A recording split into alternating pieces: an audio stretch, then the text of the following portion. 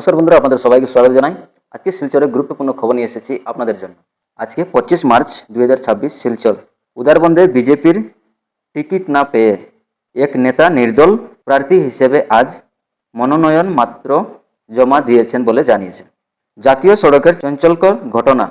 আজকে ভোরে মহানগরের জাতীয় সড়কে একটি চঞ্চলকর ঘটনা ঘটেছে বলে জানিয়ে দেওয়া হয়েছে। গণধর্ষণের অভিযোগ।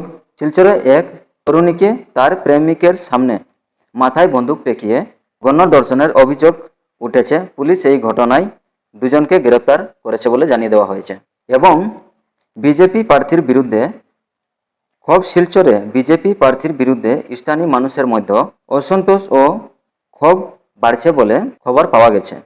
এবং উদারবন্দে নির্দল প্রার্থী হিসেবে মনোনয়ন বিজেপির টিকিট না পেয়ে মিথুন নাথ নামের এক নেতা উদারবন্দে নির্দল প্রার্থী হিসেবে আজ মনোনয়ন পত্র জমা দিয়েছে বলে জানিয়ে দেওয়া হয়েছে।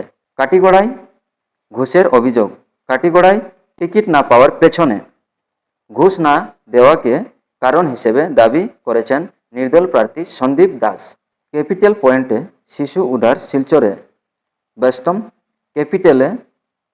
ক্যাপিটাল পয়েন্টে এলাকায় উদ্দেশ্যনীয়ভাবে ঘুরতে থাকা এক 4 বছরের শিশুকে পুলিশ উদ্ধার করেছে বলে জানিয়ে দেওয়া হয়েছে।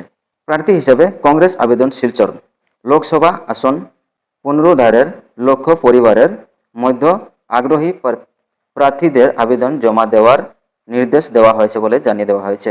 এবং উন্নয়নমূলক প্রকল্প। সম্প্রতি মুখ্যমন্ত্রী হিমন্ত বিশ্ব শর্মা শিলচরে বরাক উপত্যকার জন্য একটি মিনি সচিবালয় উদ্বোধন করেছেন এবং 19টি উন্নয়নমূলক প্রকল্পের সূচনা করেছেন বলে জানিয়ে দেওয়া হয়েছে। শিলচর থেকে দিল্লি পর্যন্ত সরাসরি রাজধানী এক্সপ্রেস চালুর প্রস্তাব এবং শিলচর গুয়াহাটি এক্সপ্রেস আধুনিক এলএ ছবি কোচে রূপতানোরের পরিকল্পনা নেওয়া হয়েছে বলে জানিয়ে দেওয়া হয়েছে। তবে এই ছিল আজকের শিলচরের বরাকবিলির এবং আমাদের কাছাড় জেলার গুরুত্বপূর্ণ খবরগুলা। ভিডিও ভালো লাগলে অবশ্যই লাইক করবে, শেয়ার করবে, চ্যানেল নতুন হয়ে থাকলে অবশ্যই সাবস্ক্রাইব করবে। আসছি, ধন্যবাদ।